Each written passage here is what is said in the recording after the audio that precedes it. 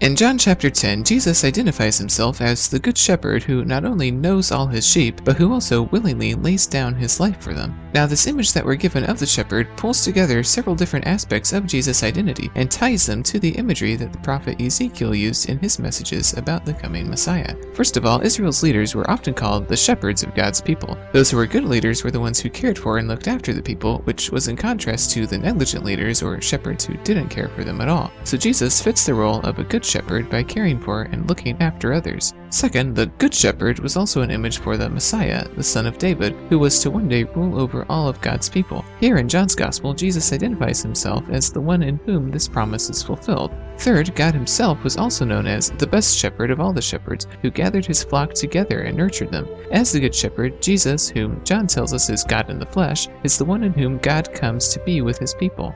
And so, when Jesus pulls these references to Ezekiel and identifies himself as their fulfillment, not only is he saying that he is a shepherd of God's people, a leader, but he is also saying that he is the Good Shepherd, the Messiah, and even claiming to be the best shepherd, God himself. It's this kind of talk that makes the Pharisees mad. They recognize the implications of what he's quoting from, and they don't agree with him. However, Jesus also says that the principal trait of the Good Shepherd is laying down his life for the sheep, and this is what actually happens to him when he willingly lays down his life and is executed on a cross. By dying, Jesus reveals the lengths to which he will go to provide life for others. This is also one of the 7 I am sayings in John's Gospel. The expression I am recalls the name of God, who is the I am who I am, who reveals himself to Moses in Exodus chapter 3. So when Jesus says, I am the Good Shepherd, he is once again proclaiming through his careful choice of words that he himself is in fact God's Word in the flesh. Jesus also claims to be the gate by which the sheep enter the fold. Those who do not enter by the gate are there to steal and kill and destroy.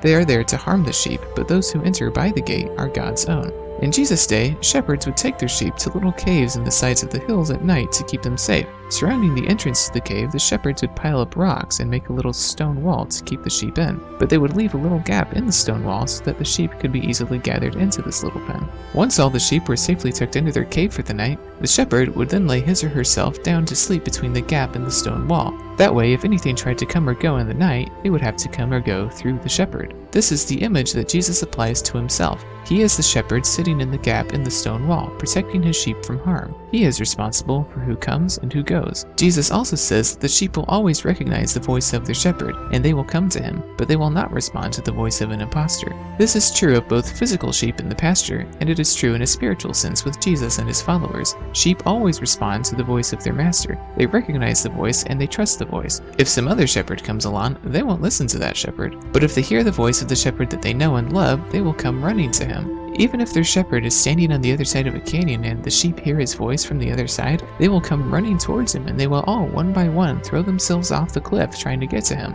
That is why the shepherd always walked among the flock in the very center of it. The true leader leads from within, not from beyond. And that is what Jesus does with us. He is with us, guiding us. He's not off in some far distant place, hoping that we don't walk off some cliff trying to find him. Now, when the people hear Jesus talking about sheep, they think he must either be a lunatic or demon-possessed. But a few people defend him, saying that a demon-possessed man could never be able to heal a man born blind, like Jesus did. Later that year, during the Festival of Dedication, or Hanukkah, the Jews asked Jesus how long he's going to keep them in suspense. They thought that he might be planning to start a messianic revolution on the anniversary of the Great Maccabean Revolution, or Hanukkah. And they say, tell us if you're the Messiah or not. And Jesus says, I did tell you, but you didn't believe me. And he starts comparing himself to a shepherd again, saying that his true followers will recognize his voice. The people still didn't understand who he was in their Maccabean expectations of him. Jesus then proclaims, I and the Father are one, and his opponents picked up stones to throw at him. And Jesus asks, for which one of my good deeds are you about to stone me? And they say that they're not stoning him for the good things he's done, but because he just committed blasphemy. Jesus then reminds them that in the book of Psalms, God himself had referred to his people as gods. And Jesus is like, if that's what God says about his people, then how much more appropriate is it to say that about the one whom God has set aside as his very own and sent into the world? He asks, why then do you accuse me of blasphemy because I said I am God's son? Don't believe me unless I do the works of my Father. But if I do them, even though you don't believe me, at least believe the works, that you may know and understand that the Father is in me and I in the Father. Again they tried to seize him, but he escaped their grasp. Then Jesus went back across the Jordan to the place where John had been baptizing in the early days, and many people came to him and said, though John never performed a sign, all that John said about this man was true.